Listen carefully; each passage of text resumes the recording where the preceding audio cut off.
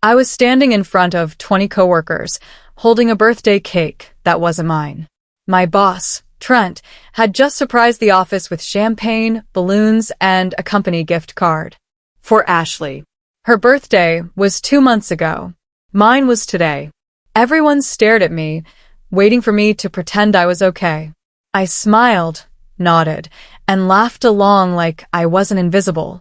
Like the past 6 months of being overlooked, disrespected, and replaced weren't unraveling right there.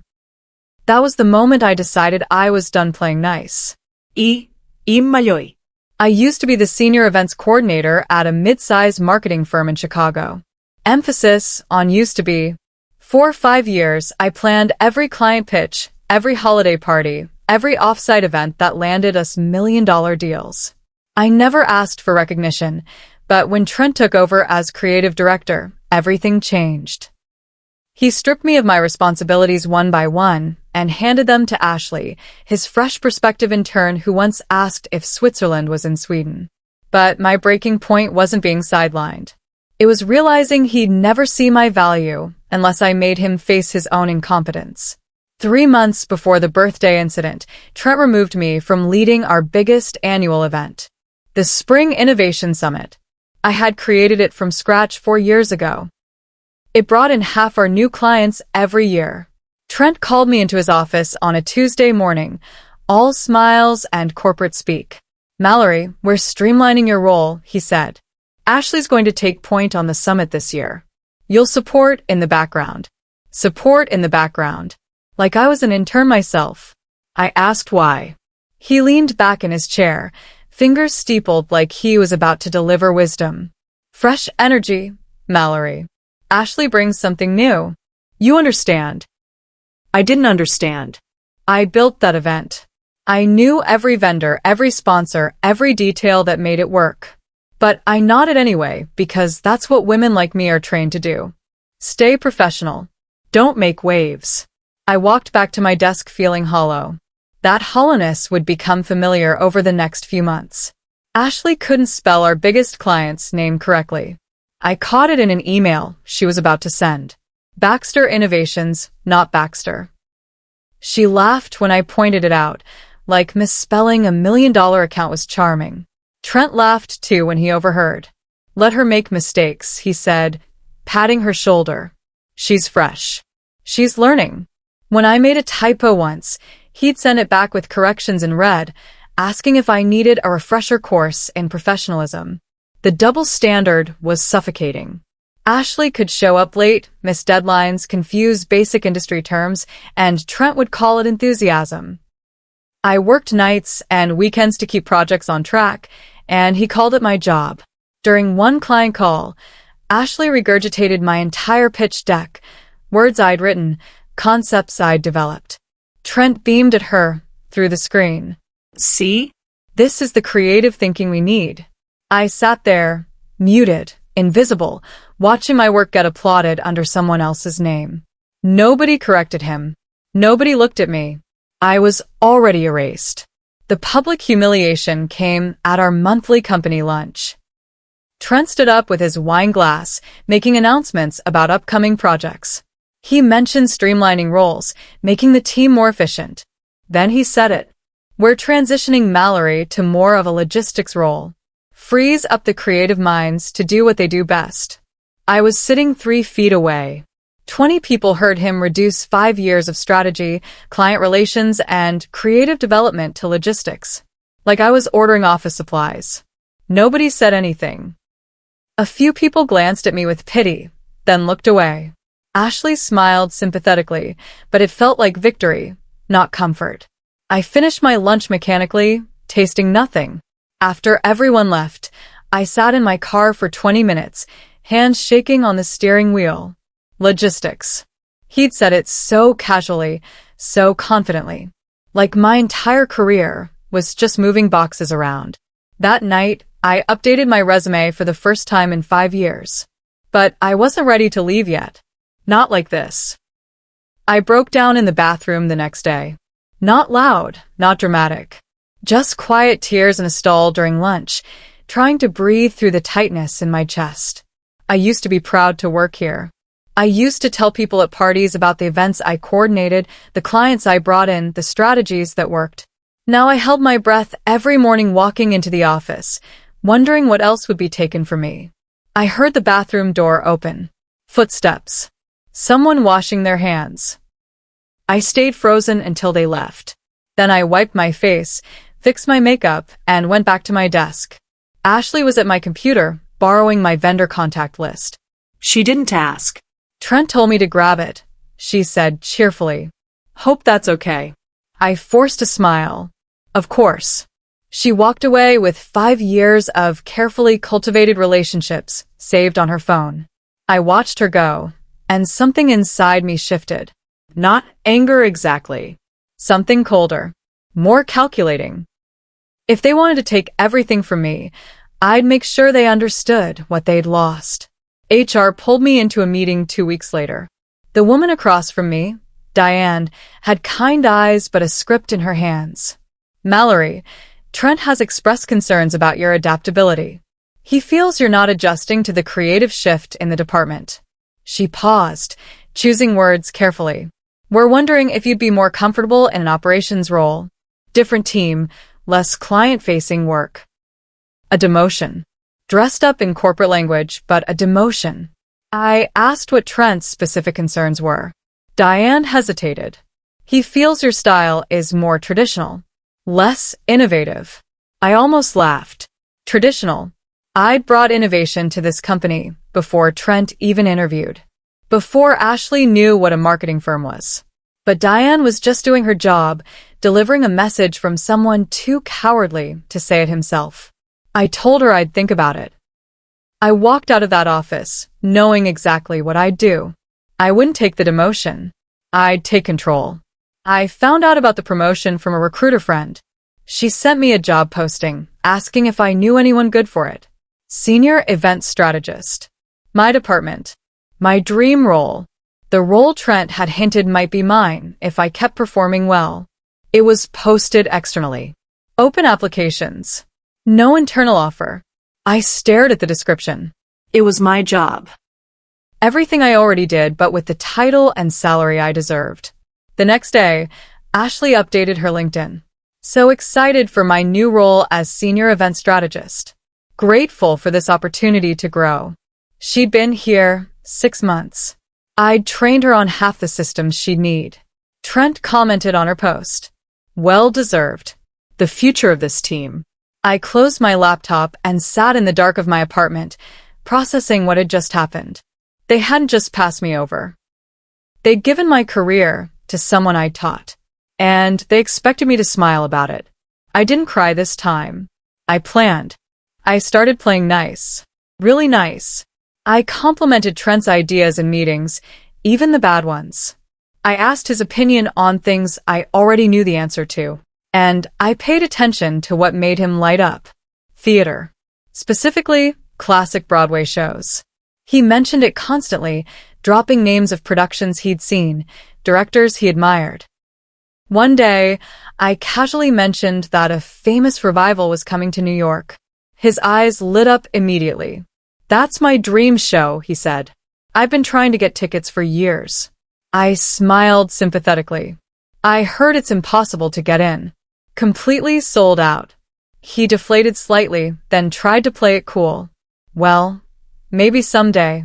I nodded, filing that information away. The hook was set. Now I just needed patience. Over the next few weeks, I built trust. I asked him about his favorite performances, listened to his stories, made him feel seen. He started treating me warmer, like I'd finally understood my place. Perfect.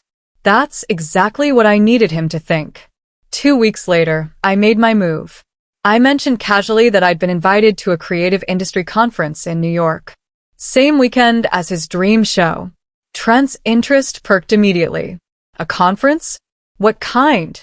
I described a fake event, made it sound prestigious. Invitation only, industry leaders, networking opportunities. Then I sighed. They want someone from our company there, but I don't think I should go. Too much happening here. Trent leaned forward. I could go. Represent the firm. I hesitated, like I was considering it. You'd be perfect for it, I said slowly. Your creative vision is exactly what they're looking for. He was already mentally packing. Send me the details, he said. I'll make it work. I promised I would. That afternoon, I started building the most elaborate lie of my life. The fake conference. The fake tickets. The trap that would spring perfectly shut. He had no idea what was coming. Neither did Ashley. But they were about to learn exactly how much they needed me.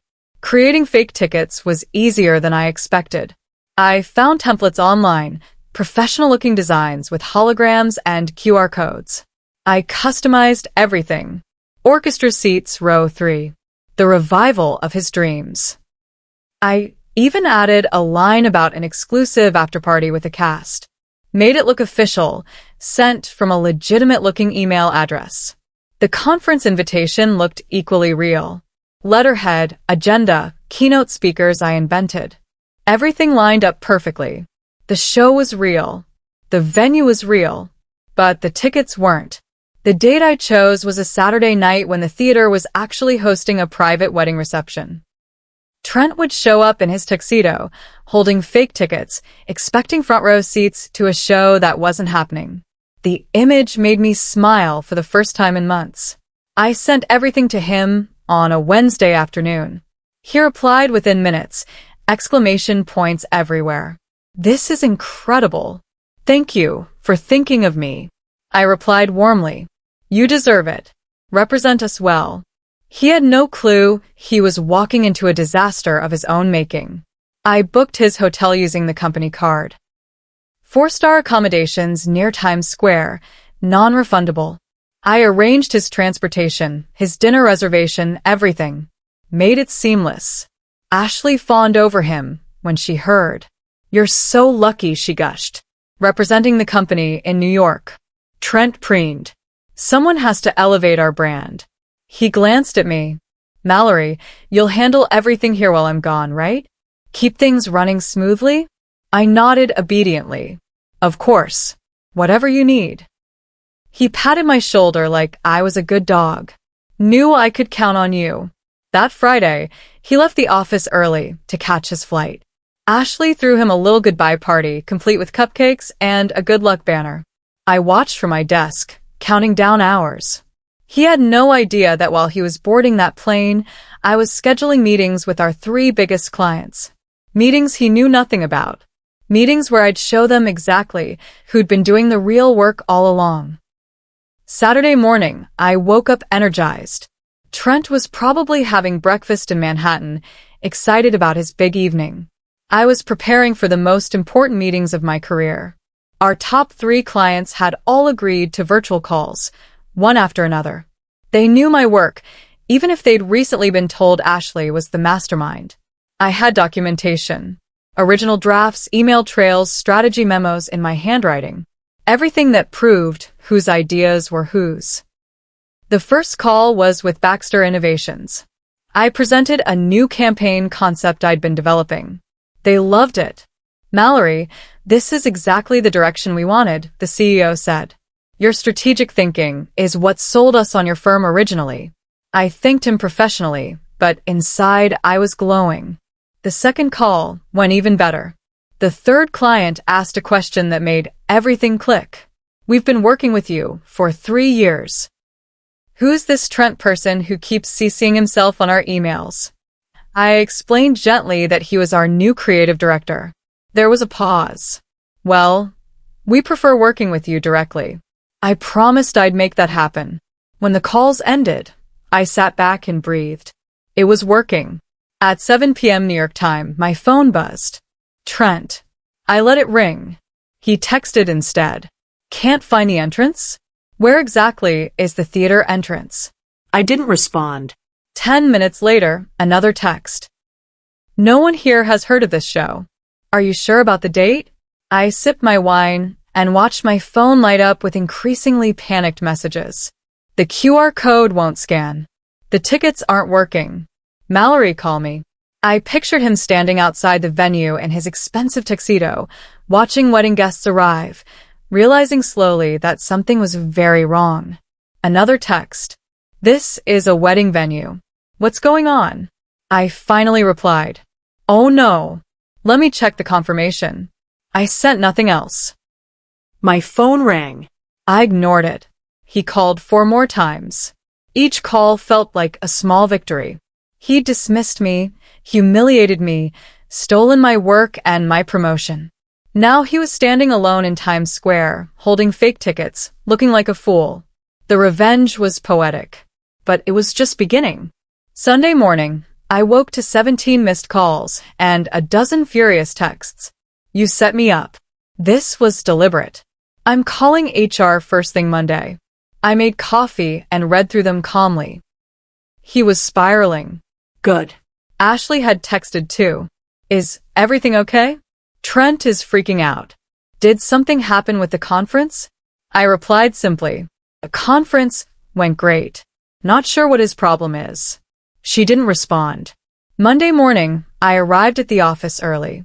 Trent wasn't back yet, stuck in New York trying to sort out his hotel bill and flight changes.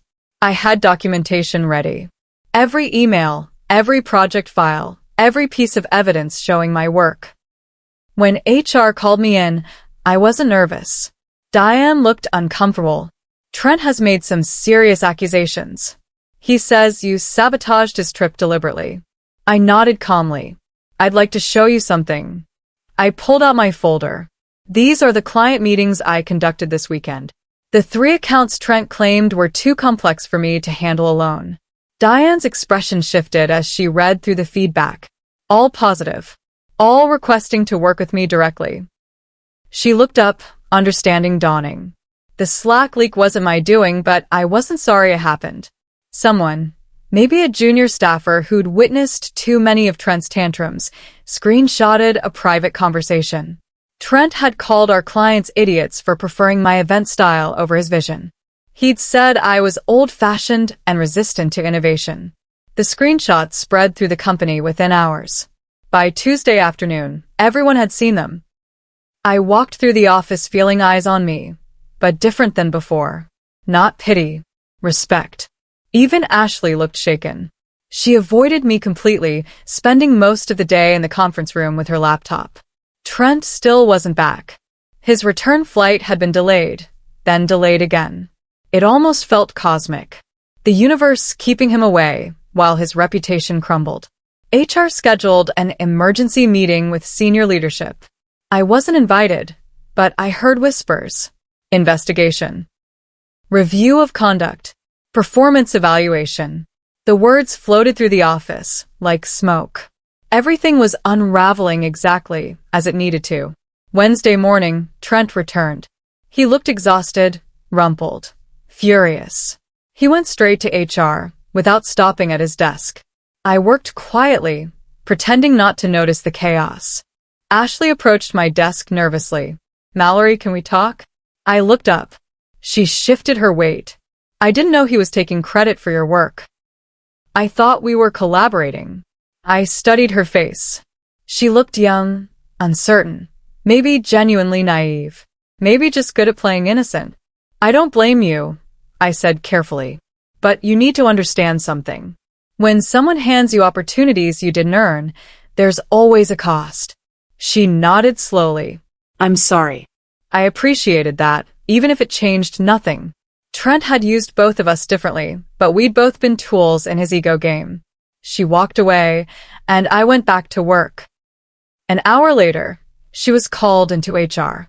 She didn't come back to her desk. Her computer was packed up by security that afternoon. I never saw her again. The board meeting was scheduled for Friday. I was asked to attend. Not Trent. The senior partners wanted to hear directly from me about client relationships, project timelines, strategic vision. I prepared carefully, not with revenge in mind, but with professionalism. I presented data, client feedback, documentation of every successful event I'd coordinated. I answered questions honestly. When they asked about Trent's leadership, I kept my response measured. I believe there were communication breakdowns that affected team morale and client relationships. One partner, an older woman named Victoria, leaned forward. Mallory, why didn't you come to us sooner? I consider my answer. because I wanted to believe it would get better. That if I worked hard enough, the value would be recognized. She nodded slowly. We failed you. We should have been paying closer attention. After the meeting ended, Victoria pulled me aside. We'd like to offer you the creative director position. I froze. Trent's job. Everything I'd wanted. But as I stood there, I realized something. I didn't want it. Not here. Not anymore. Can I think about it? I asked. She agreed, though she looked surprised. I walked out of that office feeling lighter than I had in months. Trent didn't return to the office after that Friday. Rumors spread quickly. Fired. Resigned. Asked to leave. Nobody knew for sure, but his desk was cleared by Monday. His nameplate removed. Ashley was already gone. The department felt different, quieter, less tense. People started asking my opinion again, including me in meetings, treating my work with respect. It should have felt like victory. Instead, it felt like too little, too late. I spent the weekend thinking about Victoria's offer. Creative director. Good salary, real authority, recognition. But every time I pictured myself in Trent's old office, I felt sick. This company had let me be diminished for months. They'd only acted when the damage became public, when clients threatened to leave, when their reputation was at stake. Not when I was suffering. Not when I was being erased.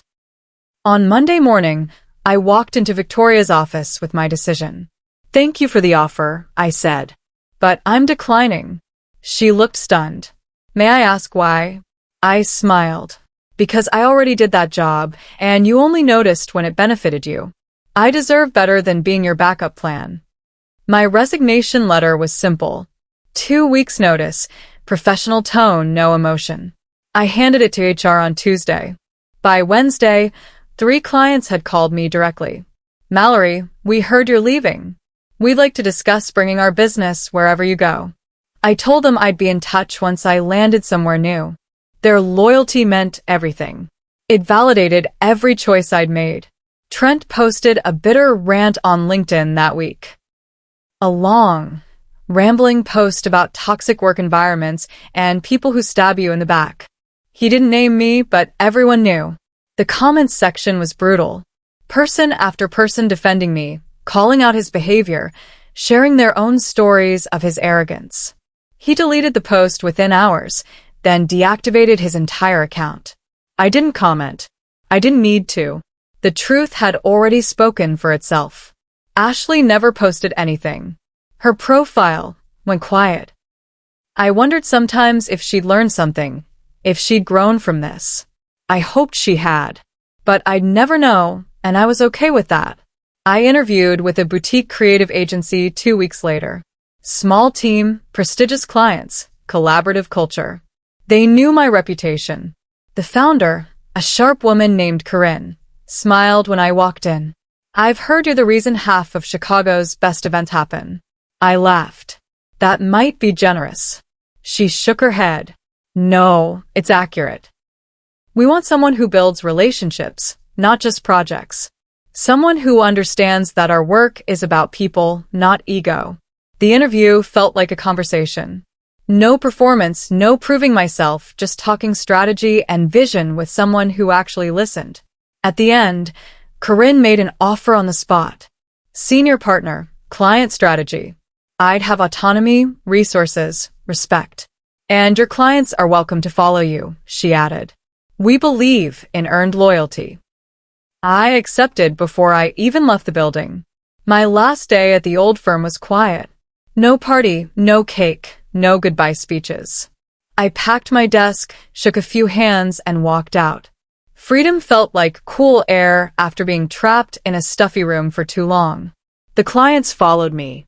All 3 of the major accounts moved their business to my new agency within a month. Baxter Innovations called personally. We're here for you, Mallory. Not the firm. The validation was overwhelming. 5 years of work, relationships I'd built through trust and competence, and they'd chosen to follow me. Corinne was thrilled. This is exactly what we hoped for, she said. You're not just bringing business. You're bringing integrity. My old firm struggled. I heard through industry contacts that they'd lost 2 more clients after I left, that morale was terrible, that they were scrambling to rebuild what Trent had destroyed. I felt a twinge of sympathy for the people still there, the good ones who'd been caught in the chaos. But I didn't feel guilty. I'd given them years of loyalty. They'd given me dismissal. Sometimes the consequences of poor leadership are exactly what's needed to force change. And if my leaving caused pain, maybe it would teach them to value the next person before it was too late. 3 months into my new role, I ran into Ashley at an industry event. She looked different, less polished, more uncertain. She approached me hesitantly. Mali. I wasn't sure if you'd talk to me. I kept my tone neutral, but not unkind. Hi. She took a breath. I wanted to say I'm sorry. For real this time. I was naive and ambitious, and I let Trent use that against you. I should have seen what was happening. I appreciated the apology, and I told her so. But I also told her the truth. You're going to face this industry for years. People remember how you climb. Make sure your next steps are earned. She nodded, tears in her eyes. Thank you. She walked away, and I felt something release. Not forgiveness exactly, but closure. She was young and made mistakes. The real villain had been Trent, and he'd already paid. I didn't need to carry anger for her anymore. I had better things to focus on. 6 months after leaving, I was thriving. My client list had grown, my reputation was stronger than ever, and I genuinely loved my work again. Corinne gave me creative freedom, trusted my judgment, and celebrated my wins publicly. The difference was staggering. I'd forgotten what it felt like to work somewhere healthy, somewhere that saw employees as humans, not resources. One evening, I got an email from an unfamiliar address. The subject line made me pause. You were right. It was from Trent. I almost deleted it, but curiosity won. The message was short. You were right about everything. I let my ego destroy something good, and I hurt people who didn't deserve it. I'm not asking for forgiveness. Just wanted you to know I finally understand. I read it twice, then closed my laptop. I didn't respond. Maybe he'd genuinely learned something. Maybe he was just trying to ease his guilt. Either way, it wasn't my responsibility anymore. I'd moved on. He'd have to figure out his own path forward. A year after everything fell apart, I spoke at an industry conference. The topic was building sustainable client relationships. I talked about trust, authenticity, and the importance of valuing people over processes. I didn't mention Trent or my old firm by name, but anyone who knew my story could read between the lines. After my talk, a young woman approached me. She looked nervous. I'm in a similar situation, she said quietly. Being overlooked, watching someone else take credit. What do you wish you'd done differently? I thought about it carefully. I wish I'd spoken up sooner, I said. Not for revenge, but for myself. Document everything. Know your worth. And if a place doesn't see your value, find one that will. She thanked me and walked away. I hoped she'd take that advice.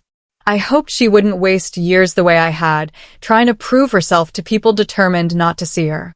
But I also knew some lessons only come through experience. Pain teaches what advice can't. I just hoped hers would be shorter than mine.